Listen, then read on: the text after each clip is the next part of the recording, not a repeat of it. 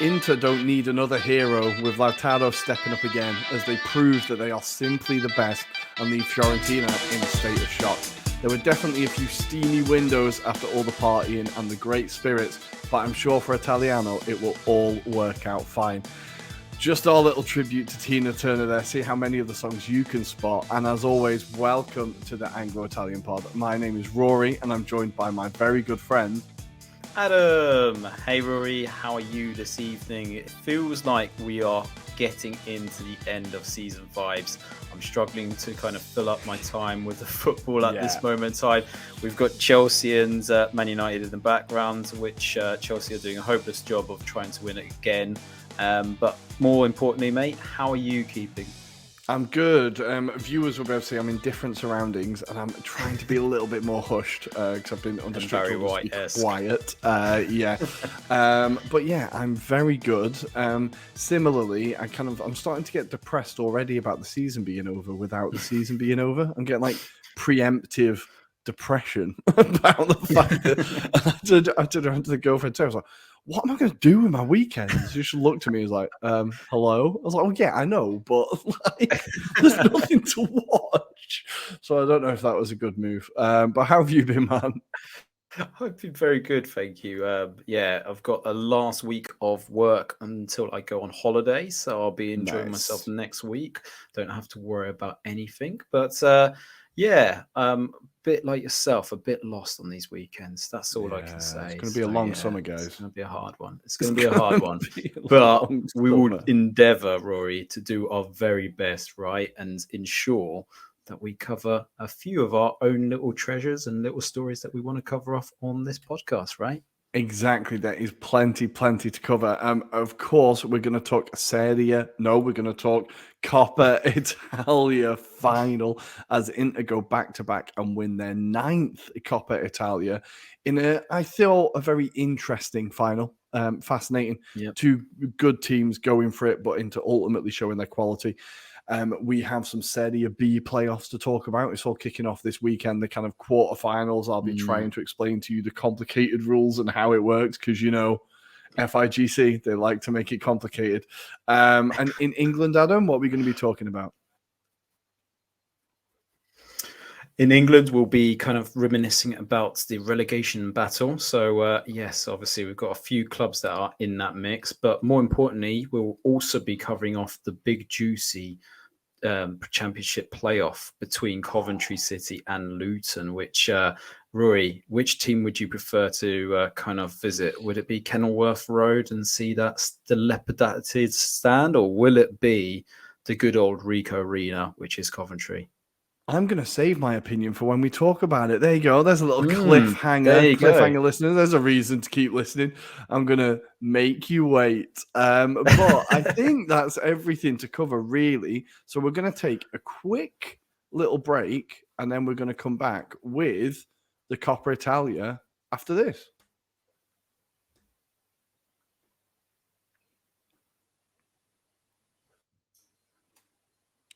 And here we are, benvenuti. It is time for the Coppa Italia final, Wednesday night, 9 o'clock in Rome. It felt like a big occasion. It felt like a big night. You thought finally maybe the Coppa Italia is starting to rise in importance, starting to get a bit more of a main seat. And I think this final definitely didn't disappoint. Fiorentina getting a super early lead. We're going to talk about, Handanovic didn't cover himself in glory there. But of course, Lautaro Martinez stepping up. I think he's the informed striker in Europe at the moment. The amount of goals he's bagged and manages to get the comeback for Inter. But if we start with the start of the match and an incredibly positive and encouraging start from Fiorentina. Now, obviously, the Inter defending wasn't great, but for them to get the goal so early, were you impressed with the start that Vincenzo Italiano had his team make? I'm not entirely surprised because I knew there'd be high intensity to begin with, and obviously they kind of copy that philosophy that Pep has kind of endeavoured with his Man City squad. But I think the difference here is the quality of the players. So that's the only main difference. But that said, Nico Gonzalez is a player that I really do love. I do like him, and he turned up. He really did show his worth on this. It's a shame, I think, on the night that there wasn't enough quality from the other players. We'll go into it, Rory, but Luka Jovic, our favourite man, missing 2 gilt-edged chances, I'm afraid. 2 chances to pull them back into this game. And there was a lot of chances for Fiorentina, because I was looking at the stats prior to actually doing this recording. 19 shots on goal. But yeah, despite that, I think the difference is Inter with Inzaghi, they've been in these occasions so many times. They know what to do, but more importantly, they know how to defend. Yeah. Like they didn't need to do too much. And whilst they kind of absorbed quite a lot of it, they were able to counterattack, and they had their chances as well. So it wasn't like kind of onslaught upon onslaught from Fiorentina, but it was just the quality on the day. I think the players, they're used to those occasions, and that's just the difference. It's just the experience. Yeah. So if anything, Fiorentina got nothing to worry about, because this is good experience to set them up for that Europa Conference League final now. So that might give them a slight edge. But Rory, how did you think, like, obviously Fiorentina took to this match? Were you impressed by how they kind of approached it? Yeah, I thought they might be a bit cagier to start with, honestly. I thought they might like try and ease their way into the game and kind of get a steady footing and then see like the lay of the land. But obviously, I think Inter was so accommodating in that first goal. Like the marking from Acerbi and was it Bastoni, the 2 centre-backs? Bastoni, yeah. Yeah, the marking was absolutely atrocious, and they were just able to run through, and then Handanovic kind of falling over, but not really falling over incredibly slowly. Managers to obviously let the goal in. I think it was a good finish from Gonzalez, a great run. But I think it maybe surprised Fiorentina a bit as well, that they were in the lead. And then it was like, okay, we now had to, maybe their game plan was score a bit later and hold on. And now you're like 5 minutes in and you're like, okay, do we hold on? Do we keep going? What happens here? And I think they surprised themselves a little bit. But I thought they played incredibly, incredibly well. Lots of lessons to be learned for the final coming up. So, okay, what do we do if we are up early? Yeah, How do we defend and slow the game down? Because I think once the Martinez equaliser went in, it kind of felt inevitable that the second one was coming. But I was really, really impressed with Fiorentina. Also, the other player that I wanted to shout was Bonaventura, who was just unbelievable in that like number 10 role. He's been quality for them all season. Obviously scored the winner at the San Siro this season as well. He's got a few big goals. And I thought it was just a huge performance from him. But yeah, him and Gonzalez, outstanding. But the funny thing is, when the chances fell to Jovic, the first thing I thought was, oh, well, there's our talking point for the pod. He had 2 headers. Now, one of the headers I want to say was really like how he didn't at least get it on target kind of blew my mind. I knew it was at a funny angle, kind of, but he just had so much of that. He had so much of the goal to aim at. I'm surprised he didn't force Handanovic into a save. And I did think if they'd have fallen to Cabral, maybe it would have been a little bit different. But even Cabral, I think he's been so good in the Conference League, but then so anonymous in Serie A that it also feels like it's another striker where they're just, like a lot of teams, they're just missing that one bit. Like Chelsea, who I'm looking at just over the screen, they're just missing that one piece to actually put the ball in the back of the net. So I think the way they played very, very well. But to go to Inter, they've got that striker who does put the ball into the net. He gets 2 chances. He bags them both. They were both pretty instinctive finishes. Like, not a lot of time to think about it. Just bang, gone. And I looked at it, and now everything is through the lens of the Champions League final, right? Everything you look at is in terms of the Champions League final. And I just looked at it and thought, that is enough to scare City. That is like a striker who doesn't need opportunities. No. At the moment, he doesn't need opportunities. Give him one, he'll score it. And I think it was just an incredible performance from him. And he was just so key in turning it around. Another incredible performance from Çalhanoğlu. It's just today it was released that he's going to sign a new 2-year contract, I think it was said. So he's extending, which is massive for them. To think he was a free signing. I know. How impactful he's been. And he's arguably been better than Eriksen has been, or Eriksen was at Inter. And I think when Eriksen left for obvious reasons, and it was for unfortunate reasons as well, when he left, Inter was super scared about how they were going to replace him, because despite having a rocky start to his career at Inter, he had become a very key player. So they thought they can't just go out and sign another Ericsson. But in Çalhanoğlu, what they've got is someone who does his job and maybe even more, because I feel like he wins the ball a bit more than Ericsson. He's a bit more of an all-round player than Ericsson. Have you been surprised by how impactful Çalhanoğlu's been? Because I think he really was outstanding last night. And even in the semi-finals as well, he was incredible. He's been a real key player across the second part of this season. Yeah, certainly. I think he's grown personally for me over the last few seasons. And I think what also probably helps it in terms of that situation is how much he hates Milan. And just every time them two play, like you can tell he's so fired up for those games. But I think he's also there to kind of prove that he is quite better than maybe Milan fans expect him to be. Because I think there was a piece around how he rates himself to be like one of the top 5 midfielders in the world, basically. And a lot of people laughed at him because of that kind of maybe he's got that from Jake Humphries, I don't know. But certainly that high performance that Jake Humphries talks about certainly brushed off on Çalhanoğlu. And I just feel he's become quite adaptable as well. That's the interesting thing, because if you think about how he was first positioned when he first joined, obviously he's kind of diversified his roles. He's become a lot more of a remanista in the middle of the park, and he's like doing a lot more than when he first came to the club. So he's improved his all-round game as well. That's the important thing. And I think that signing has proved like not just a bargain, but an incredible find, because I mean, just to be able to mold him, and I think that's the impressive bit, is he's been able to mold, adapt, and work alongside what is already quite a good midfield is been impressive. And that's been really useful for Inzaghi, because he's been able to rotate that midfield so many times as well and not worry about that quality as well. I mean, there is obviously a few exceptions, like Gagliardini, for example, Vicino in previous seasons as well. But yeah, I mean, to get a tune out of him, and I think was around 6 million euros a year, I think is his wages, seems a hell of a bargain. So you think like the top kind of midfielders in the Premier League, I'm sure he could slot into most teams right now. I think he's that good. He's that impressive.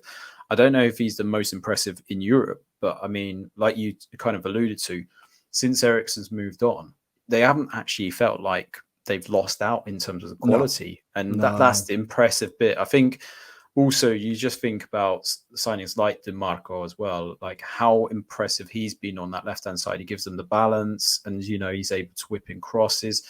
And this thing, it's just the philosophy at the moment. We probably have a go at Moratti around his signings and the philosophies of like squeezing when it comes to selling on players. But actually, he seems to get a lot of bargains at the moment. And I wouldn't be surprised if there's some more lined up for this season when it comes to close as well. I think there's going to be some more on the horizon. Yeah, definitely. And there's some big players up on the end of contract this year. Like you're looking at players like Gundogan. There was another one in my head, but it's just disappeared.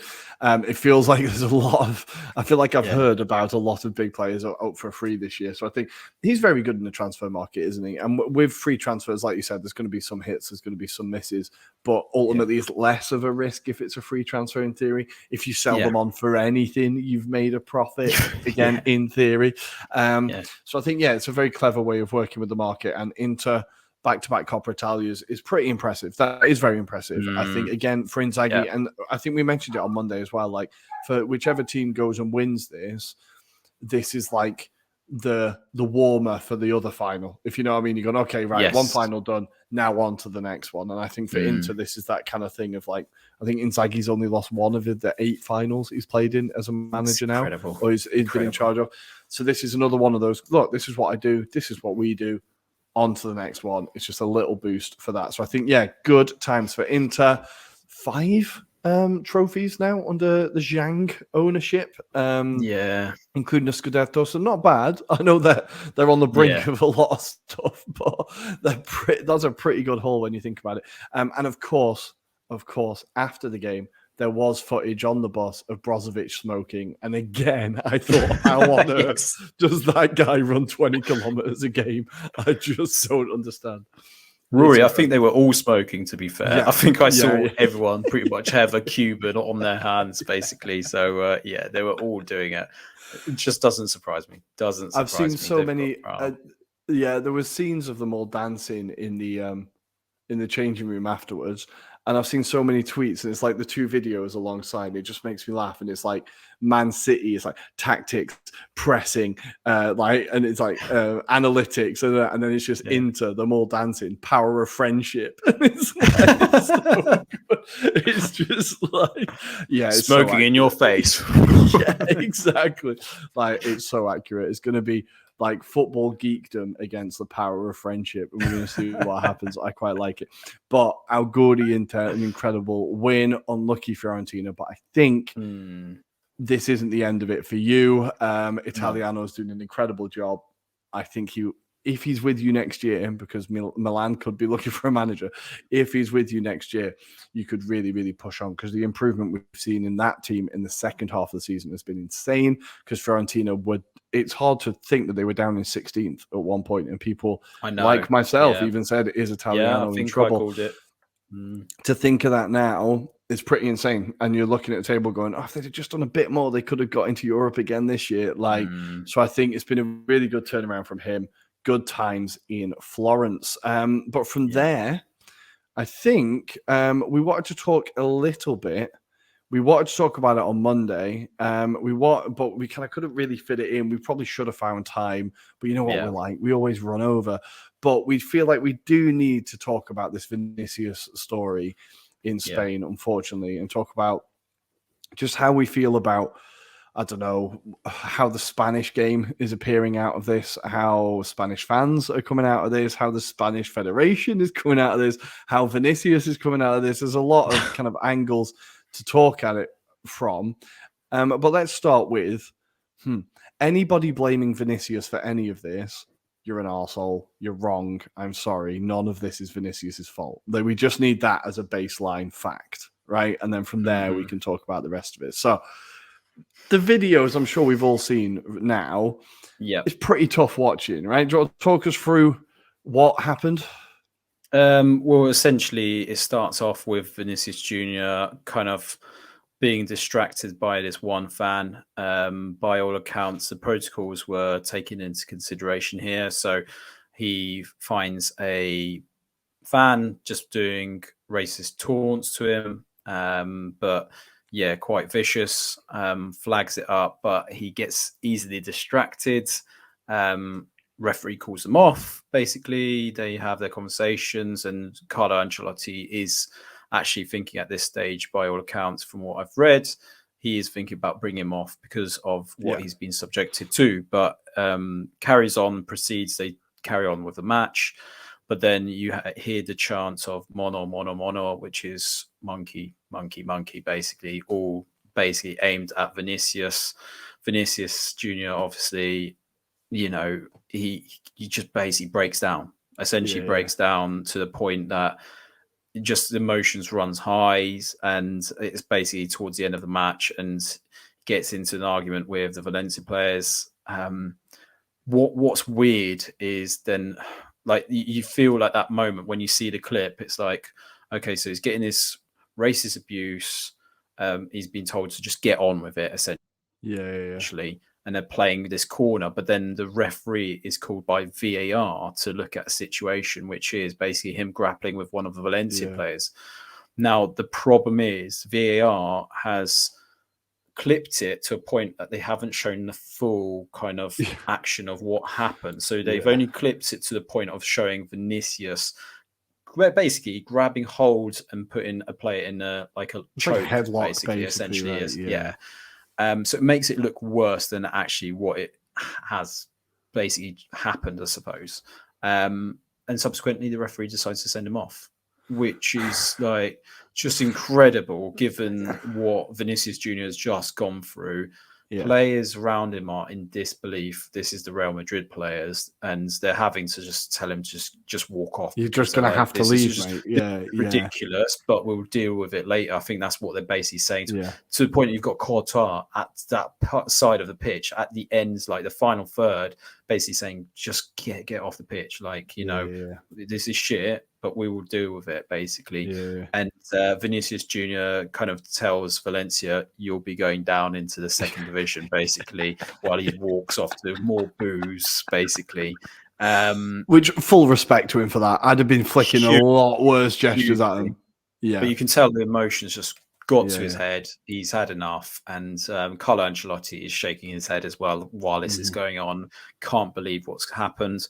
And then I suppose it's the aftermath, really, Rory, because the aftermath is probably more baffling than what's actually happened on the pitch, which is just so strange. Because for context, it's the nine incidents with Vinicius Junior being subjected to racial abuse. So this is ridiculous. But go on. I was just about to say, this is like just the beginning of it. So then you go, okay, right. VAR have clipped the video clip. We've now got full access to the video where it looks like the Valencia players instigate it and they're going towards him, and Vinicius Junior is kind of almost being attacked. It looks like he's definitely not the aggressor, the first aggressor in that incident. We've seen that. Obviously, the Spanish FA will have access to that as well, right? They'll be able to see that. They'll be able to turn around and go, okay, rescind the red card at least. Rescind the red card, for fuck's sake. And then you can deal with every person that was in that stadium, right? But no, Tebas comes out on Twitter and doubles down and kind of victim blames Vinicius, saying like, I've given you the opportunity, you've not turned up for these things, we're doing everything we can. It's blatantly lies because the protocols haven't been followed. Carlo Ancelotti has asked for the protocols to be followed. The referee hasn't done it. And as you said, there's been at least nine widely reported on incidents of racism around Vinicius before games, including Atletico Madrid fans having an effigy of him hanging from a bridge in Madrid. Crowd singing all sorts about him before the game as the bus is turning up. Like, this guy has been a targeted victim of collective racist abuse for at least a season and a half now. And the Spanish FA have sat and done nothing about it. Then when the case with Atletico Madrid goes to court, they say, oh, well, it's a derby and it was only for a short amount of time, so it doesn't count. So not only do they hold up the red card, they then have a chance to act on it. They actively choose not to. And then do you hold any hope for them acting on this Valencia thing? No. They've turned around and said they're going to ban the 4 fans who have been found guilty of racist abuse, when we've all seen the video. Now, I'm not saying ban every fan, but I'm saying shut the stadium for the rest of the season. No fucker watches. Nobody gets it. Yeah. I don't care. And if it takes it, first month of next season, I don't care. However long it takes for a message to be sent, you have to do something, because that was the whole stadium. I don't care if you were chanting Tonto or Mono, you knew what the person next to you was chanting and you didn't say Shagol. So I think you've all got a collective responsibility there. And I just feel like watching that video, it was really hard to watch. And I retweeted it on our account and just said, this is hard to watch. Now imagine living it. Imagine being the person that all of this is happening to and none of it's your fault, because when you score, you dance. Yeah, exactly. Because you don't sit there and take abuse and just smile and not say anything. Like, anyone in the world, if there was people shouting and screaming at you, you would want to say something back, and you would say something back. I just think this, like, and I don't want to compare things, because in Italy there are equally as many problems with racism in stadiums, never to this full scale, right? Never to like a whole stadium, but we've had whole stands. I've been in the stands when it's happened. But I think what needs to happen is the lack of action has just been incredible. It's not surprising, but it's just been incredible. And I think who is the person, who's the decision maker that is going to push this through? Is it Seferin at UEFA, who's going to turn around and go, right, finally, something has to be done. I'm going to force these FAs into doing something. Is it Infantino at FIFA, who's every race under the sun, depending what day he's woken up on? Like, is it him that's going to force this through? Like, so what do you do? Like, what do you do? And then even Nike come out and say, oh, we're going to start a campaign pro Vinicius, which is fine, cool, fine. But I think we've all had enough of campaigns. I think we've all had enough of slogans and buy this T-shirt to support that and buy this wristband to support that. It's a nice message. It's a nice feeling. But the cynical side of me thinks Nike are just trying to cash in on this, and that's being course super cynical. But that's Nike trying to cash in on it. I think everyone's just sick of slogans. We need the FAs to step up and just fucking do something. Just ban, close grounds, whatever it is. Just close it and just say, right, you are not having fans again. I don't care if you're in a relegation battle. That's your own fault. You will not play in front of a fan again until we are sure that you've done something about this. Like in England, there are lots of problems with racism with racism in stadiums. It tends to be isolated incidents. It doesn't make it any better. But after the 80s and 90s, with the improvement of the stadiums, with the laws that crack down on football hooliganism, we were able to target people and kick them out of the grounds. And it has made a massive difference in the stadiums. And I just think it needs to happen elsewhere, because that's the only way to stop it, is to just stop these morons from being able to turn up. And the other thing, though, Rory, I want to kind of allude to here as well. This seems to be a cultural issue with Spain in particular, because even when you're talking about the Estevas kind of statements where there's very zero empathy, it's more of a fact of, and when you go into research, they don't know what to do in these scenarios. They don't really tackle the issues head on. So this is not the first time this has happened. And I think it was during COVID season, there was that one incident where a player got racially abused on the pitch and he had to be pulled by his mates to carry on playing, despite him just saying, I don't want to play. I'm not playing while it's that racist. And I've forgotten who that player was now. But I think Rory also, it's just really strange comments from Pepe Reina as well. We've obviously tweeted it on our account, but just what was going on, because it seems to be this culture. We've even come across it on Twitter, Rory, about some fans seem to think that Vinicius is the provocator here. Like, what is it that they seem to have the issue with? I mean, I appreciate he is like sometimes maybe over egging it, but if you're in that situation where you're getting that racial abuse, like, I would not be surprised of that player trying to make a stance and going like, this is crazy, I shouldn't have to endure this, basically, and making a scene about it, because that's just disgusting. Like, the problem we've got, Rory, is that we can't really put ourselves through that. We don't know what's going through their heads, because we've never really been subjected to it. Like, I've never had anything like that, ever. The only thing I've ever had in my lifetime was a bit of xenophobia, but I kind of brushed it off. But other than that, I'm no way am I in a position to kind of say how that person feels. So I think that's the other bit that's missing here, is that we don't know what they're actually having to endure, because this is just ridiculous. But the lack of like understanding of like what to do as a protocol, because I mean, if flares and that kind of things happen, they seem to have a protocol in Spain. But for this seems to be, it's a law thing. We can't control the crowds, but we can just point them out. And you're like, well, for your actual game to prosper, you need to rid this kind of out of your game. You can't encourage it to be a cultural acceptance. And that's the problem with Spain as well. They've got this history with it. Yeah, there's a huge cultural aspect there of like, the strength of any law is the willingness to enforce it. That is what makes any law, right? Is you being like, no, we are going to enforce this. So having a protocol written down on a piece of paper doesn't make a difference. What you actually need to do is go, we're going to stick to this. And this is going to be the rule. But obviously the cultural thing there is the lack of willingness to do it, the lack of care. The people who are blaming Vinicius Jr. about it, I don't really want to say, but I think what they see is a person that they think is lesser than them sticking up for themselves, and they don't like it because they think that person should just take it because you're lesser than me. You are not worthy of sticking up for yourself. So get back in your box, know your place, and be quiet. That's the attitude that it stinks of. And the person I argued with on Twitter this week, that's exactly the argument. That is exactly the vibe I got off him. Was just, the guy should know his place. He should shut his mouth and be quiet and just put up with it. And I just think, you're a racist.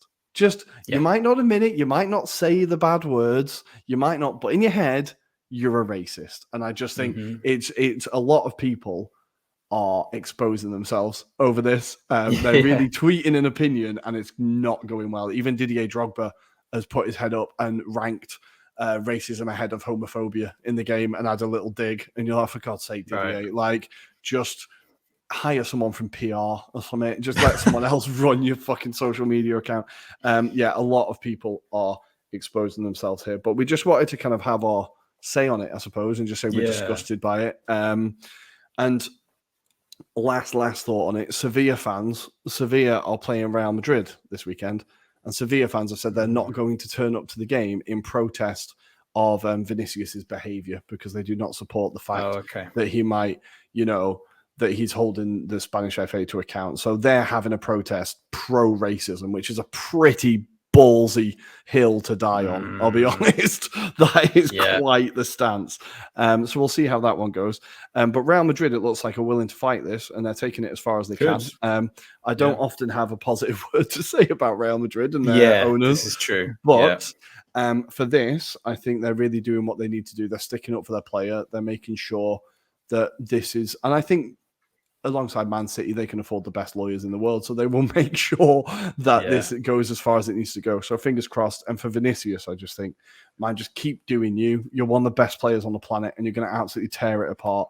And just, I'm really sorry you have to go through this, but just you do you, man. You'll be fine. You'll be absolutely fine. But we wanted to talk about that for a bit.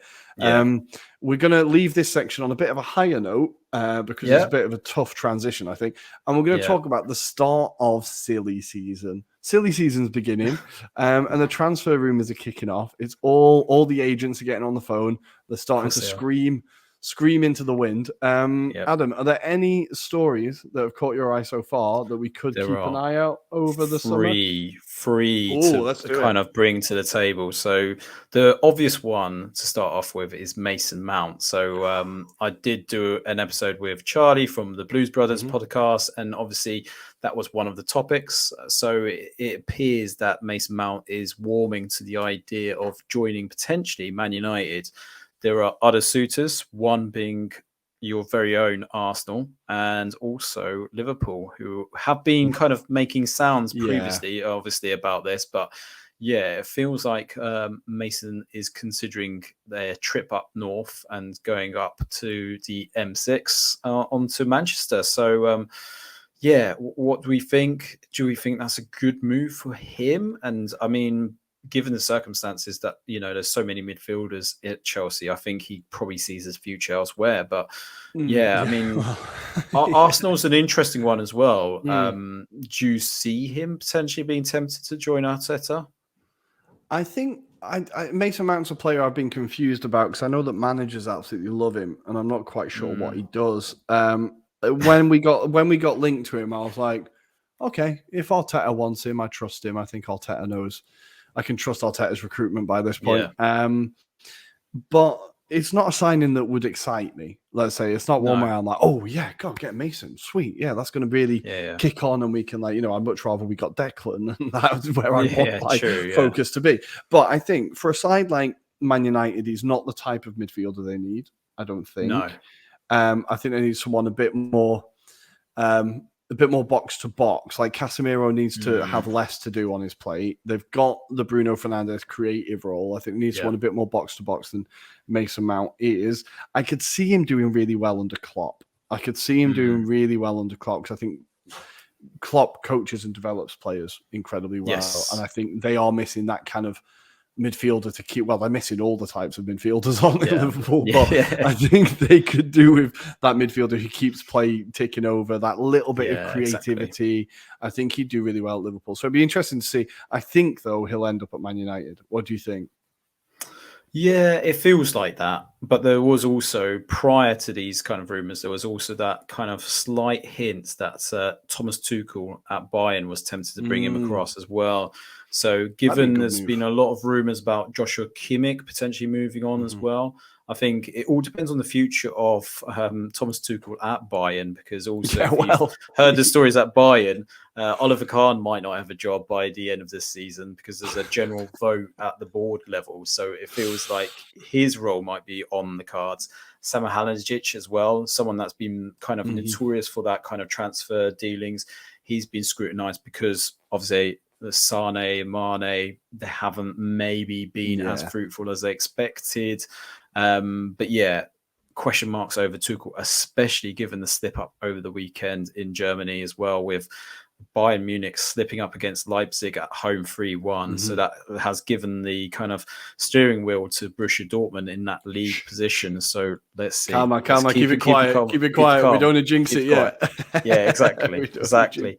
But yeah, I think I'm agreeing with you. I think Klopp would be a better fit for him. I just think, with that midfield, he's going to get plenty of game time as well at Liverpool, because looking at that midfield, it needs an overhaul. So I think that would be the best place for him. But I suspect money will dictate here. That's the only thing. And he'll be, I think, in Ten Hag's team, much more of a rotational player. I can see him playing Quite games, possibly. but not necessarily every game, if that makes sense.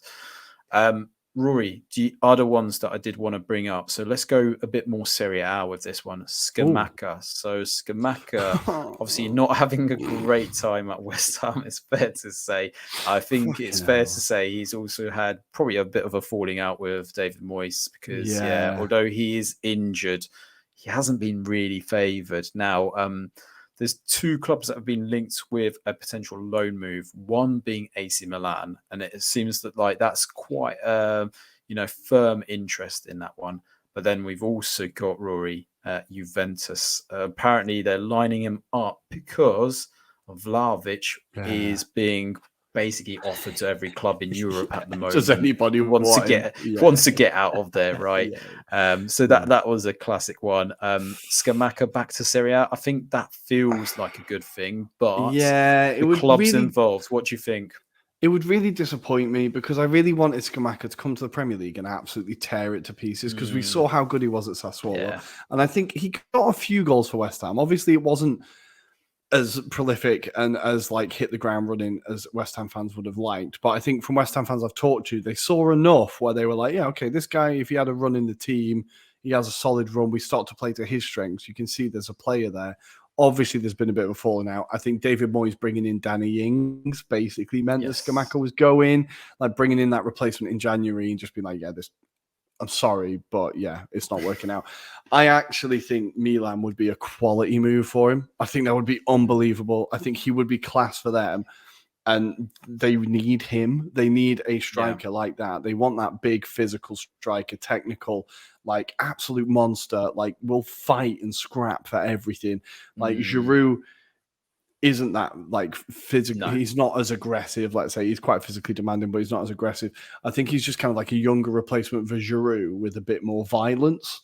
So I really think would be a perfect fit. When I saw that, I was like, yeah, that's exactly what Milan need. And I think that would be a very, very good move for him. Juve, I think they might struggle to get someone to buy Vlahovic, honestly. I saw the only club that's mentioned I've seen is Chelsea. And I just thought, I think if there's a striker that could continue Chelsea's number nine curse, it's Dusan Vlahovic at this point. I feel like he might go there and completely flop. But I don't know if there's going to be a line of suitors for Vlahovic, really. Because I think Arteta has already said, unless a player wants to come to Arsenal, we have no interest. He doesn't want to convince players. He's not in the game of convincing players to come. If you don't want to come here, why are we going to sign you? So I don't know if Arteta is going to go back for a second bite of a cherry when a guy's turned him down. United maybe, but they definitely seem more focused on Harry Kane at this point. Man City, they've got a robot probably up front. They definitely don't need him. Liverpool can't afford him. I think you might be struggling to get someone for Juve to get at least what they paid back. We all saw the picture of the video of Ferguson this week. 80 million. It does make you realize that's how much they paid for him, right? And he was one of the most exciting strikers in Europe. It's still in there somewhere. I just think Juve might be struggling to find a suitor. So I can see Scamacca at Milan. What do you think? I think that would be a good fit. I do question whether he'd necessarily get the service sometimes, because I feel like if you need to be in the role that you've suggested, you really need to make yourself kind of available. And I don't know, Scamacca likes to have the ball at his feet sometimes as well. So, whereas Olivier Giroud is a little bit more opportunistic. He'll kind of scrap for the ball at times when he needs to, but he's also very clever with the ball in terms of, setting up his kind of teammates when they're doing runs. I'm not always convinced with Scamacca. He's always been that maybe clever when it comes to that kind of setting up one-touch movement, really. He's not... Remember, he had Berardi. He had, obviously, Raspadori next to him back in the day. So I don't know if he's necessarily that fit. But on his day, he's a really good striker. I've always thought that he was more Inter's type of player, but I don't think Inter will go for him. I think if anything, we spoke about it on Monday. I do fancy Bobby Firmino. We're going to keep pushing that rumor until it gets to Marotta, and then Marotta's like, oh yeah, Firmino, that's who we need. Clever Anglo-Italian podcast. But yeah, let's wait and see. I suspect there'll be more suitors. And on Vlahovic, I think I say Borussia Dortmund. I was thinking actually Bayern Munich would be a good place for him. That'd be a great given fit. That they need a striker. But yeah, let's wait and see. But I'm going to move on to the last one, which is Neymar, the big man. He's obviously been told to do one from PSG because clearly they want him off the books. There's only one real club that can go for him, but I thought of another one, Rory. So obviously the main one that's been rumoured is Man United. Of course it is. Of course it is. The marketing guys are all over this. But the club that never learns. The club that never learns. Exactly. It's incredible. But given the context of the team that you mentioned earlier, Chelsea might not be a bad shout for him, given that they need a striker. They need someone that's got a presence about him. But genuinely, though, Roy, someone who takes April off, whatever it is, when's his sister's birthday? Yeah, exactly. He's got Thiago there as well, Thiago Silva, to help him out. So, but yeah, I mean, why not? Why not have Neymar in the Premier League? I mean, I think he's, it's an opportunity, right? He's obviously an incredible player, right? He's obviously incredibly talented. And I know there's a lot of people that get very defensive about him on Twitter. Yeah. And it's like, okay, right. Yeah, he had a couple of good years at Barcelona. I think what do I think? I think United, this is classic. It's just fucking classic United. No matter who owns them post Ferguson being in charge, it's just like, right, we need the biggest name. I don't care what it does to the changing room. Can we just get it, please?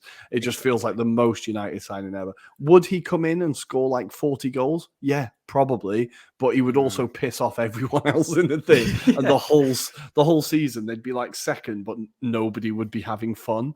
I just think like it would be that classic, almost Ronaldo type deal. For Chelsea, it would be even more hilarious. What do you need in a changing room that has no identity, no cohesion, nothing, no ideas? You need someone who's only going to think about themselves. That's what you need. And make it all about themselves. I just think it would be, I don't know which scenario I prefer, for him to turn up and ruin Man United or for him to turn up and ruin Chelsea. Both are quite appetizing, I'll be honest. And quite funny. And that's before you even get to how much money you've got to pay for him and pay him.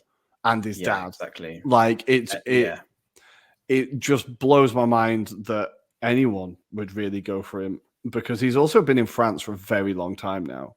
It's been like 4 or 5 seasons, right? At least. Yeah. And he's just managed to get these sign-ons as part of his contract. Yeah. So these are the things that PSG got caught up with, is basically they wanted to appease him, if you remember back in the day. This was prior to Messi being there. And he was like kind of seen as the godlike striker, but it hasn't transitioned into what they expected. They thought he would bring in the Champions League, and it hasn't happened, basically. So, I mean, I think only under Tuchel did potentially that squad get the best out of him. Other than that, I can't recall a team where PSG having Neymar has actually excelled. Obviously, Gaultier's had like loads of plasters, and he's been battered from pillar to post about how they've performed this season. Pochettino had it the previous season. It doesn't feel like you can get a harmony with Neymar anywhere in that squad. And I've never been personally a big fan of his. I've never really got the vibes. I mean, he seems to turn out for the national side occasionally when he is called upon. But apart from that, he's just one of those players that really disappoints me because of all the hype that he had when he was a 16-year-old. There's all this hype talking about he's the next generational kind of, Yeah. player from Brazil. And I think when you kind of mirror him against the likes of Adriano, for example, I think Adriano achieved more than him. And that's probably, that's a stretch sometimes when you look at it in a situation point of view, because probably Neymar scored more goals and he's probably won more domestically. But yeah, I just feel like his like impact, impact on football, maybe, I don't know. It's difficult to measure, isn't it? Because I also think he's a player that if we'd have grown up with him as the big player, we might have been obsessed with him. I think the fact that we're a little bit older, like if he was there instead of El Fenomeno when I was like 8 years old, I would have been obsessed with Neymar. So I think for the younger kids, maybe he is like that, but we're just a little bit old and cynical and just like, who the hell is this guy who just keeps doing flicks and just doesn't really do anything? I think maybe there's a bit of a perspective thing there. I'm not sure, but I see what you mean. I think him going to France was basically him. I don't care if I upset people who watch Ligue 1, but it was him basically just saying, yeah, I'm done competing at the top table, really. Yeah. Because he could have gone to England, he could have gone to Germany, he could have gone to Italy, and all of them would have been better options, I think, for remaining relevant. Whereas in France, PSG not winning the league by 20 points is causing their fans to riot, if you know what I mean. Like that kind of sums up the league, if you know what I mean. So I think, look, it'd be interesting to see Neymar in the Premier League. It'd be fun. I'll tell you that. It'd definitely be fun. Yeah. So we will see what happens there. But I think this is like the first shot in the air to signal a pretty mental summer. I think this summer's going to be a bit mad. The Premier League is going to piss off a lot of fans from all the other leagues because there's going to be some mad money thrown about this summer because Arsenal are building, City are building, United are building, Liverpool are building massively, Chelsea have got Todd Bowley. I think every club, Tottenham have got to do a lot of work. I think there's a lot of clubs going to throw around daft money this summer. Yeah. So we will see, hopefully, Declan Rice to Arsenal is just one of them. That's all I want. Can we just start with that and then just go forwards, please? That's the one I want. But guys, we're going to take a little quick break here. We're going to leave the transfer talk for now. And we're going to come back to preview. Oh my God, can you believe it? It's the final weekend of the Premier League. Final weekend. Yeah. And we've got the playoffs. Exactly. So we're going to take a little mini retirement now, and we will see you on the other side.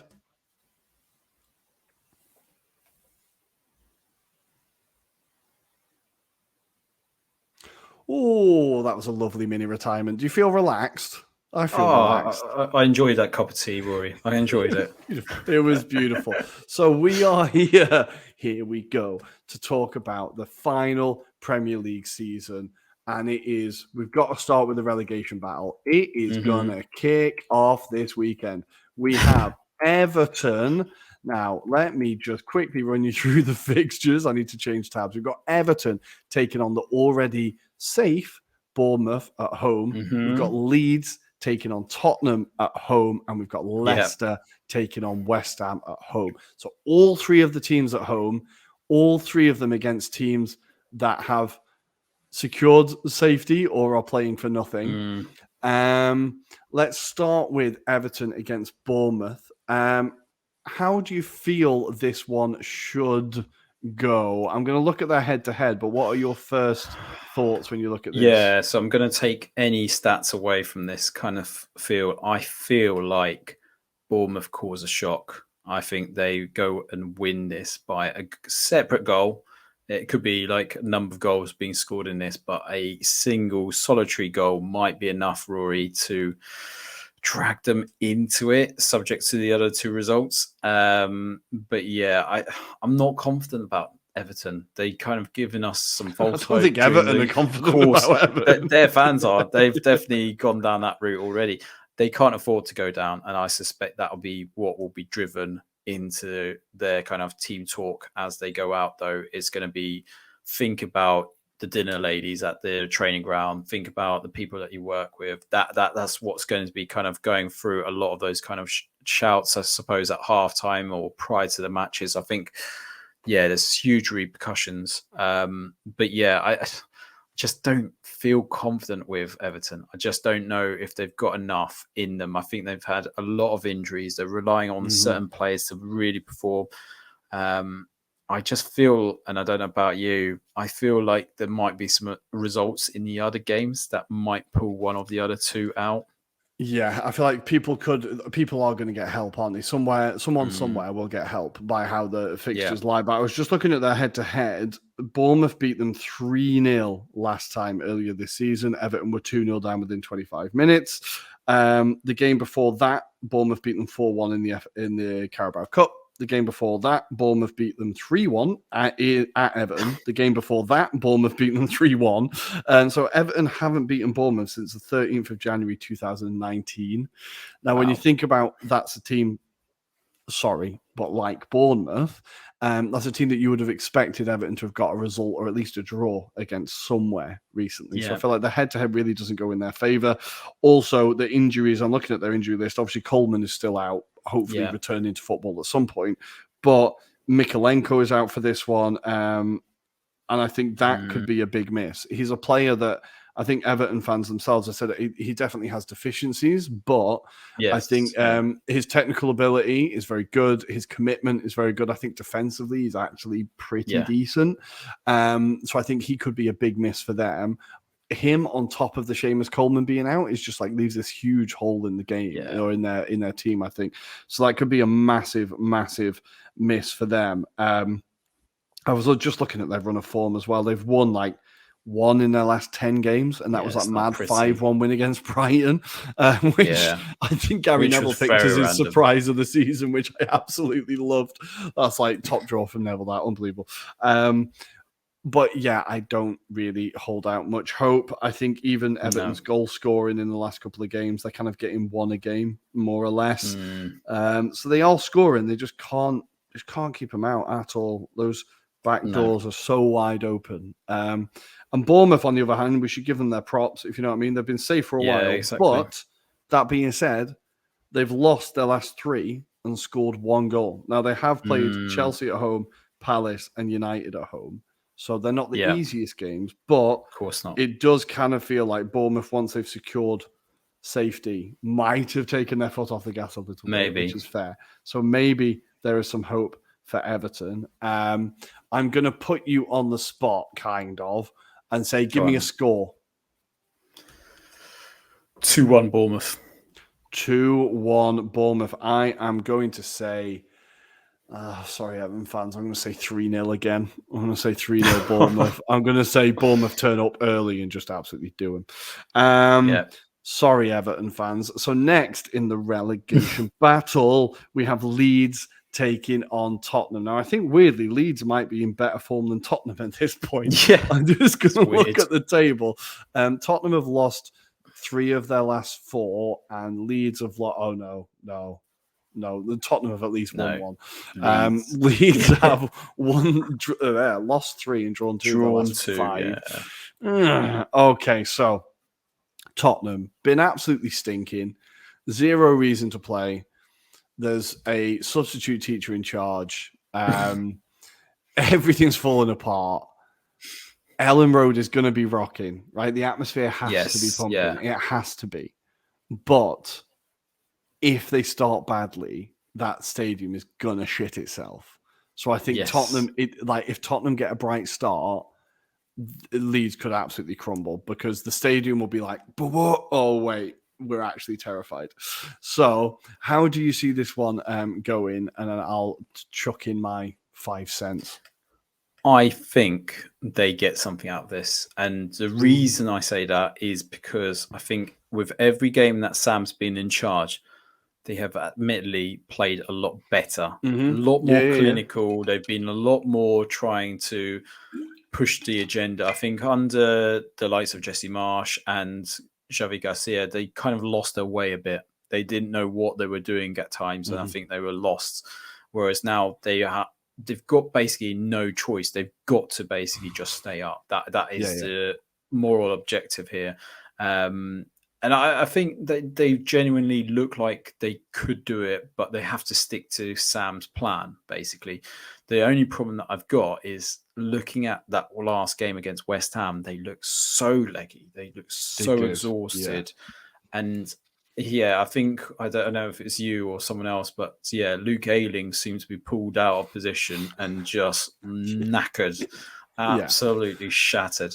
And I think that is the problem, that you're going to have certain players that are going to be dragged out, which could be exploited by Spurs when you think about their attacking third, Yeah. who they've got up there. So I think it's going to take a hell of a performance, but like you say, the crowd will be up for it. They've already joked about they'll happily take Suella Braverman's 3 points offer as well. So you know what? Love it. I feel like there is a goal. And they, the last time they were at Elland Road against Newcastle, they did get some goals. Yeah. That They is the played well. difference. They They played really played well. well in that particular match. I just think they know what the occasion is. Let's see what happens. But given Spurs and the way they are as well, I think this plays into Leeds' hands. If it was a different opposition, I think it's a different maybe game set that you're thinking about. But I think the morale of that Spurs squad is all over the place. They clearly look like they're shadow of themselves from the beginning of this season. And yeah, Harry Kane must be just thinking about which club he's going to take up now, because I can't see him really putting too much of a performance. He'll probably try and want to go out with a goal, We'll get one. but that's about We'll it. get one. Yeah, He'll that's it. definitely get one. I can't see him doing much.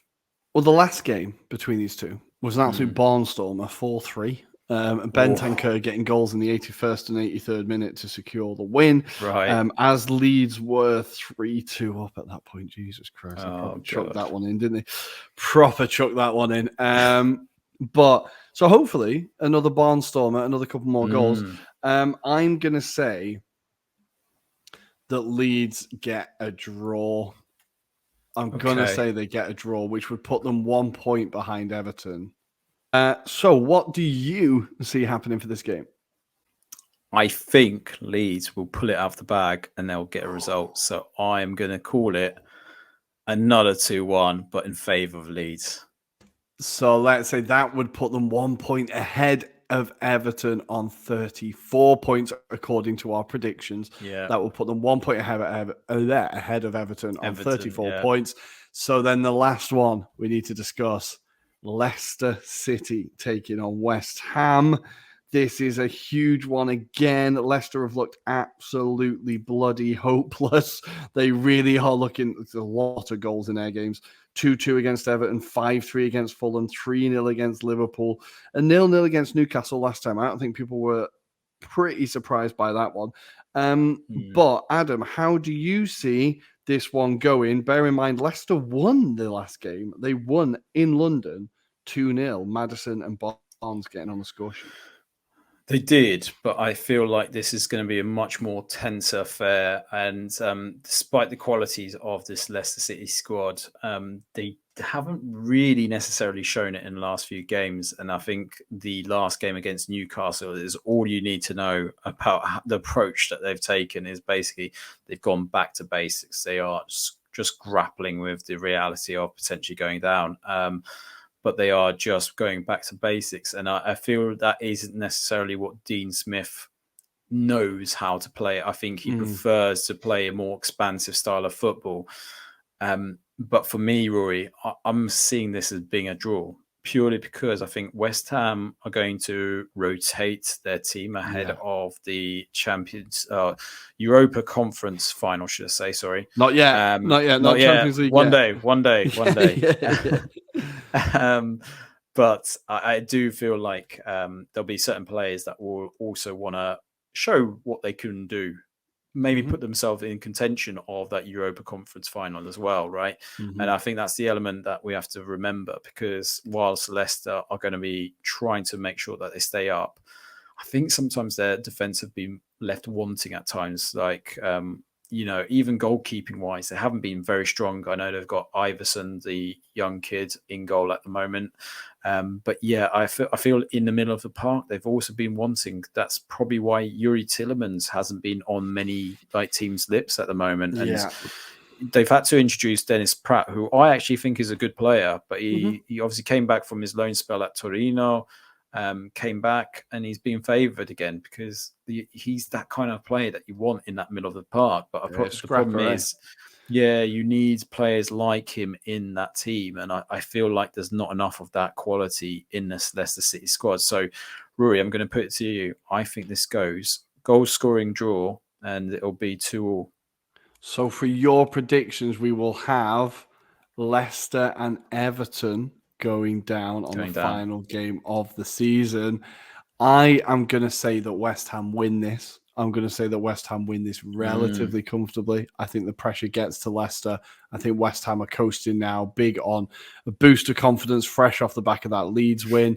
I think they will rotate, as you said. But like you said, Fornals wants to start the final, man. He wants to put his name on that team sheet, right? Maybe Skamaka, no, Skamaka's injured. Maybe Ings gets a run out. He wants to start the final, right? I think you're going to get those players that are like, this is my chance to put my name on that team sheet. Yeah. So I think West Ham can do it. So that means that both of us have Leicester City and Everton going down. It's been a long day, a lot of teaching, guys. I'm running out of words to talk. So it means we have Leicester City and Everton going down, which now means that neither of them will go down, and we would have jinxed it properly. Leeds will go down twice. I don't know what will happen, but it'll mean that neither of that will happen. That's the relegation battle for now. For the rest of the Premier League, it's all kind of sewn up. United won 4-1 in the end. I turned it off at 2-0. 4-1. Joao Felix getting another goal in the 89th minute when it was 4-0 already. But the only game with anything riding on it really is Tottenham and Aston Villa. So Tottenham, as we said, take on Leeds. We're expecting them to lose or drop points. Aston Villa will be taking on Brighton at home, freshly qualified for the Europa League. Aston Villa will be hoping that they can qualify for the Conference League. Do you think Villa can get anything against Brighton at home? I totally expect them to do that, because I think Brighton have got what they needed to achieve. So they're probably partying on the beach, literally. But I think also this gives De Zerbi an opportunity to maybe give those lesser players that haven't had a chance to play in this game. So I suspect we might see a bit of a rotation from De Zerbi with a mindset of maybe next season. Whereas for Unai Emery, obviously, he wants to finish on a high. I think that would be a great achievement given the circumstances that Villa were at the time. So that'd be a great turnaround. And like I've already alluded to, I cannot see Spurs doing anything really. No. It'd be just desserts for what has been a painful season for Spurs. So Rory, what about you? How do you feel this week? I agree. I honestly agree completely. I think Villa played so well against Liverpool last weekend as well. I think they really are. They're running into this. They're sprinting into this. I think we've I've compared it in the past to the playoff run where that late team qualifies for the last spot because they've just got momentum and they really kick on. And I feel like that's what Villa are at the minute. They've got that clear goal in their mind. It would be huge for Aston Villa to have European football again. It would be massive. And I think Emery has just come in and been like, that is our goal. We can do it. So I fully expect them to do it. I hope they do it. Fingers crossed they do it. That's all of the Premier League stuff, really. The rest of the games don't really have much lying on it. We've got Brentford against Man City, Man United against Fulham, Chelsea against Newcastle, Arsenal against Wolves. I don't know if I'm even going to watch that one. Southampton versus Liverpool, and then Crystal Palace versus Forest. That's all. That's it. The Premier League is done. It will be done. So we're going to jump over to Serie A when I click this button. There you go. We've jumped over to Serie A. And we have a little bit more time in Serie A. We've got 2 weekends left. So this is the penultimate weekend. Still lots and lots on the line in terms of the relegation, in terms of the race for Europe. So, Adam, do you want to take us through the main fixtures that we should keep an eye on this weekend? Yeah. So obviously one of the games will take place tomorrow, which is for you listeners on a Friday evening, and that is Sampdoria taking on Sassuolo. Not a lot to really say about this game, but I think we've covered it a few weeks already on the trot. It's all about the relegation battle. So we'll take you into Saturday's game. So that is Spezia taking on Torino. Huge game for Spezia because obviously last weekend, Rory, they didn't play out a very good result against Lecce. It was a classic. Yeah, classic for the commentator in the 79th minute when he rejoiced after that one shot on target. But in theory, Rory, I feel that Spezia will probably have enough quality to at least get a win here. Yeah. Torino probably safe in the knowledge that there's not a lot to be achieved here. Do you feel that is likely to go ahead? Yeah, what the thing with Torino games is there's very often not many goals. So I feel like I like Juric as a manager, but it's not particularly exciting. No. So I think it could be another. I'm going to say don't watch this one, which now means it'll be a 4-3 classic. But I just can't see many goals in this one. But maybe Spezia snatch it. Maybe. Well, we'll push through and we'll go through the other kind of fixtures. So we've got Fiorentina taking on Roma at 5 p.m. I call this out because Roma still have a shout of Champions League if they push it. Big ask because Fiorentina will be a bit wounded from that Coppa Italia loss. But also, Rory, we'll kind of combine this. Inter take on Atalanta, another team that is looking to be in that top 4 mix at the moment. They'll obviously will potentially know about the result from the Roma game just prior to kickoff anyway. So gives them a bit more impetus. But I think Inter, the form that they're in, also will be trying to make sure that they get second place because they're only 2 points off Lazio as it currently stands. But we know this is kind of a bit of a derby as well because it's Bergamo down the road from Inter. So, yeah, I mean, those 2 games in particular, Rory, how are we fancying this? Do we feel that Jose will turn up with Roma and get some points in Fiorent's? I think Roma are so difficult to predict. They've drawn their last 3 games. They've not won since. Well, they've not won in Serie A since. Jesus Christ, really? Since April, they beat Roma. They beat Udinese 3-0. They've not won in Serie A for a very, very long time. They've drawn 1, 2, 3, 4, 5 games. Lost to Atalanta. Lost to Inter. So their form in Serie A genuinely has been horrific. And when you look at Fiorentina, bar the kind of loss in the cup final, they've been doing pretty well. So I think if Fiorentina are at home, I'd fancy them to get something here, really. Obviously, Roma, as I said, very hard to predict, but I think Fiorentina gets something there. Atalanta, Inter's record against Atalanta is mad. Like, Atalanta haven't beaten them since like 2018, I want to say. 2018, November. There's been a lot of draws in there, but Inter beat them 1-0 earlier on this season in the Coppa Italia. They beat them away earlier this season. So I think Inter get another win here. Atalanta, another very, very unpredictable team. And just a bit of a nothing season for them this season. It's just felt like it's kind of slipped their fingers. Yeah, it does feel like a bit more inconsistencies creeping in for Gasparini's men. We'll move into Sunday's games. So there's 3 big ones for me. So early kickoff is Hellas Verona taking on Empoli. Here we're saying Hellas Verona need to win to just give themselves a chance. I've kind of predicted this to be a win for Hellas. But if I quickly move into the other 2 games, Rory, and then I'll get your thoughts. So we've got Monza taking on Lecce. Lecce in desperate need of the points themselves. So a point here, probably not enough, but it all depends on the other results, right? And then we'll move into the late kickoff, Rory, 7:45, the big game, Juventus taking on Milan. Milan in desperate need just to maybe cement themselves away from it because like we say, Juventus have been docked the points, but if they magically win this game, they put themselves back in a shout, regardless of what happens with the others. If anything, it puts them into the European shouts. Now, I was listening to another podcast. That might be a good thing for them to do because if they are being threatened with like elimination from Europe, they would probably take that as long as they qualify for Europe this season. Because if you think about it, if they don't qualify for Europe and then next season, say they win the Scudetto, let's say hypothetically, they would still not be able to compete in the Champions League because they've still got this ban to serve. So technically, they'd probably want to take this ban if they're going to be entered into Europa Conference League or whether that be the Europa League itself. It doesn't matter. And just doesn't matter, right?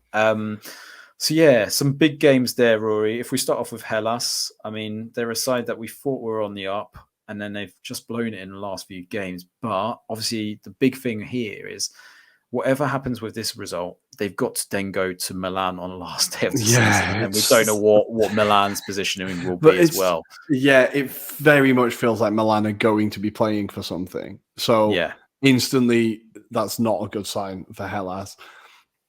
Empoli have just come off slapping Juve 4-1. Like, Yeah. so I think what you could get is a bit of the like after the Lord Mayor show where Empoli just don't turn up because they're like, have you seen what we've just done? We don't have to win this week. Exactly. So I think maybe Hellas can get something here, but I'm going to say a draw because Empoli are still a decent side, but I don't think they can get. I don't think it's possible for Empoli to get two good results back to back. I just don't think it's possible. They always seem to drop the ball immediately afterwards. For Lecce, is Lecce taking on? Lecce away to Monza. So... Lecce lose that. That's a Lecce loss. Sorry, there's no way Monza lose at home to Lecce. Their home form has been incredible this year. They're a team that, despite having not a lot to play for, they are absolutely killing the end of this season. They are just they keep notching up wins and they're just climbing up that table. And I think they must be on a bonus based on position because they're just marching and they're eighth. Okay, they can only if my maths is terrible. I think they'll only secure it. Basically, they can't get any higher than eighth at the minute. So if they win this, they'll secure eighth, and that'll be a very, very, very good season for Monza. So I think with Lecce's troubles, Monza get a win there. And the last one was Juve Milan. Juventus. That's going to be an Milan. It's a big game. That's going to be a war. That is. There's going to be 2 red cards. You think it'll be 2 red cards? And not necessarily for people on the pitch. It could be a coach. It could be a manager. We know what Serie A has been like this season. It could be after the final whistle. But I think there's going to be 2 red cards in this game. That's going to be an absolute scrap. Do you feel Juventus will be hurting from that Empoli result and trying to put things right, though? Because their season has been a bonfire from start to finish, hasn't it? But I mean, just the inconsistencies of this squad really is telling at this point of the season. I think it's also like to try and show a bit of empathy. I think it must be really bloody frustrating if you're a player and you've taken a points total, you've taken a points deduction, and you've finally scrapped your way back into the thing. Like, right, we're in Europe, we've got it, we're working, we can do this. And then the points are taken away again. And you're like, I can understand that it must be incredibly frustrating. And consistency will suffer at that because you don't know where you are. Motivation works when you have a clear goal in mind, right? When you have that clear, this is the aim, we can motivate ourselves, go. If you don't know if all your hard work is going to get taken away from you at the end of the season, regardless, you're going to dial in a few performances and just like, this Empoli away, I cannot be bothered. So I think, all this to say that they could beat Milan at home, and I wouldn't be surprised. Exactly. As a big middle finger to everybody, if you know what I mean. So I think, we will see. But regardless, I think that's going to be a good one. That's going to be a proper. I think aggressive. I fancy Leao for this match. I don't know why, but something tells me he's going to be up for this match. So as long as they can release him, Tonali in the middle of the park, I think they could be all right. Is Benacer back for this one? I think he's out for the season. I think they're saying that he's out. Yeah, he's saying early October, which is quite a long one, to be fair. It looked like a bad one. It did look like a bad one. But I think that is the Serie A preview done. We do have one little thing to. Oh no, I already wrote the banner. Playoffs weekend. I was wasting time. Playoffs weekend. Adam, take us through the final, and I can finally. I know the listeners have been waiting. I'm going to finally reveal who I want to be in the chat in the Premier League. Exactly. Well, we've got the contrasting teams here, but both obviously people will kind of reminisce about these two. One purely because of their stadium, and the other being a former Premier League team, and that is Coventry City taking on Luton Town. Luton Town, who will need at least £8 to £10 million just to make sure their stadium is in with the Premier League standards. They've already talked about how mad the next 3 months could be if they win this one match, Rory. But they're not going to have an easy tie. Coventry City, obviously much unfancied, much like Luton Town, it has to be said. But hard-working side under Mark Robbins. They've got some really useful players. And I was looking at both of these sides, Rory, and I think what is very telling about both sides is how a lot of these players haven't been playing at big clubs. Like you've got certain players for both that have been like at the likes of Accrington Stanley and Eccleston Town. Like, so they've worked, these pros have worked themselves to work at this stage. They are one game away from making the Premier League, which is huge. And I was going to say this, Rory, I think whoever goes up is going to be automatically the first one to be fancied to go down. But regardless of that, it's a playoff game. We know form goes out the window. It's all about who's got the better temperament on the day. Which way do you fancy this going, mate? I think it's interesting because both these teams don't really like possession. both of these teams are like the lowest ranking teams in terms of or amongst the lowest ranking teams in terms of their average possession over a game. So they do, I think they both average around 40%. So they're teams that don't create a lot of chances, but when they do, they score. And what I also noticed was they've both got a kind of emblematic striker. So, and I want to try and say his name right. Gyökeres, the Swedish striker. He's now got 21 goals and 10 assists this season. Yes, and he was at Brighton as well. Yeah, and absolutely insane. Another fine from Brighton, although they've let this one go. And then the striker for Luton, I just need to quickly get his name. Carlton Morris. Carlton Morris, exactly. Again, has got 20 goals and 7 assists. So both of these teams obviously kind of have that focal point that kind of drives the attack. Yeah. And both of them are fairly solid defensively. So I saw that Luton are averaging less than a goal a game. Coventry averaging around a goal a game. So I think this could be a bit of a tight one with the two teams, like a cagey start, both teams trying to figure out who's going to take the front foot, but with a lethal attack. And when they do get attacks, they're super clinical. So I think it'll be a really, really intriguing one. And there's a nice story with Luton now. I need to get the guy's name. There's a player that's been with Pelly Roddick, So he's from the conference days. Since the conference, and he's going to be, if they get promoted, he'll be the first player to play in every division for one team all the way up. It's insane. Like, just for that story alone, you're kind of like, oh, that needs to be done. Someone needs that record, right? It'd be great. It would be very nice for him personally, and I hope he gets a chance to actually play a Premier League match. Not like at the end of the season, he hasn't played a game, and it's like, manager, can I just have 5 minutes? Like, just 5 minutes, just let us have this, will you? 5 minutes, yeah. But he's, I've come across him when Wickham played Luton, and he's a fairly kind of demanding midfielder, shall we say. So he's one that definitely could hold himself in the Premier League. But Rory, I think a lot of hype's been made around Kenilworth Road. So Kenilworth Road being a ground that I think a lot of teams will not fancy turning up at, because although there's a lot of vibes around the away end and how you're going through people's gardens to get into the away end, it's all about also the fact that the players won't be pampered. They will actually have to walk to the grounds. It's not like they get like special differential kind of experience here.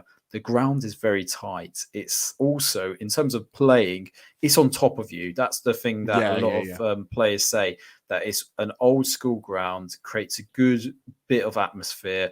And I think this is the thing that I was thinking of. If there's two teams that go up, and between these two, who's more likely to stay up? Just say hypothetically, let's just say. I think Luton do it based on the home atmosphere alone. I think a lot of teams will go to that ground and not like playing against them. Arsenal will lose like it. Arsenal will definitely lose there. Chelsea will lose there. I can guarantee you that will happen. Mudryk will not know what the hell has happened, whether he's gone back to Ukraine or what. But I think, look, I've been weighing it up in my mind. Both of these teams I'd be incredibly happy to see in there. Coventry for the history, right? They're a proper, it's been so long since I've been in the Premier League. When I grew up, they were in the Premier League. They felt like this huge club. Their fans have been through hell and back with owners and playing in Northampton and just everything you can think of. They've had shit thrown at them. I think they had the stat for like the team that finished in the bottom half of the league for the most consecutive seasons. They've just been through fucking everything. And it would be really nice to see them back in. But then Luton Town, they've got the stadium. It's their first time. They got relegated the year before the Premier League started, I think. So it was like they just missed out on it. So it would be this real I think Kenilworth Road in the Premier League kind of has to happen. So I'm going to just say I would like to see Luton there because I think it would just bring a little bit more to the Premier League than Coventry in the Rico Arena. That is literally the thing. That's it. What about yourself? Yeah, I have no love for Luton just purely because I don't like them. That's fair. But that said, I've got mixed emotions because I went to Coventry University, so I know my days in Concrete City, as I funnily called it, wasn't the most pleasant of experiences with the locals either. They used to give us dog abuse because we were just students, right? Classic. But classic. But yeah, I did actually take Coventry City to my heart in terms of took in a game down there, and I felt sorry, a bit like you, like the shit they've gone through, and that was prior to a lot of that kind of elements of liquidation and moving to different clubs. At that time, they had Chris Coleman in charge. They were still in the Championship at the time. I remember in that particular game that I saw, Jordan Henderson was on loan from Sunderland. That's how long ago it was. Bloody hell. And he was only 16-year-olds at the time, which makes me old now. That makes me old. Best not think about it, mate. Best not think about it. Yeah. Just wishing I could have played at that level. But yeah, no. So yeah, I feel though, the way it's going to go, I feel Luton are going to win. Something tells me just they might have a bit of like clever way of getting a game and getting a result. They did it against Sunderland, right? They were against it. Sunderland were much more fancied in the tie. Technically, I think Coventry probably more technical minded compared to this Luton side. However, Carlton Morris, good player. I've seen him do it for Barnsley. I think he'll do it again for Luton Town. And like I say, a lot of the team that is made up of this Luton Town squad are players that have played at lower levels and they are one game away. So I think that'll be going through their heads and they'll say, look, let's do this and get over the line, which would be an amazing achievement for Luton Town anyway. It really would. And to finish, we're just going to talk about the Serie B playoffs. It did kick off tonight as we were recording Thursday night. Brescia have been knocked out 1-0 by Cosenza. Marco Nasty, great name, 19-year-old, getting his fifth goal of the season to secure the win for Cosenza, which brings them into, now I need to get this right, into the quarterfinal. Yeah, this is where it goes crazy, right? It goes a bit mad. So now Cosenza will have to play the winner of, they have a second leg against Brescia. Okay, it's 2 legs. Yeah, so they're 1-0 up in the first leg. The other leg is going to be Cagliari versus Venezia. Whoever goes through those ties will play Bari and Parma in the 2-legged semi-finals. Then whoever wins that will play in the 2-legged final. What is it, 1950? Why are we still doing 2-legged finals? Hang on, Rory. I've got Sutterol and Regina also. Sutterol and Regina. Yeah, they're also there. Wait. So yeah, this is where it's a bit of a... It gets a bit mad. So then they all play each... I don't know. I don't know how it works. I'm just thinking about it. Sorry, listeners. No. We will get there. So it's quarterfinal stage, Rory. So we've got Sutterol and Regina obviously taking place on Friday evening. And on Saturday, we also have Calgary versus Venezia. And then if we're looking at the previous games, no, it's not showing me that. So by virtue of that, then whoever wins the quarterfinal games would then take on the winners of Cosenza versus Brescia.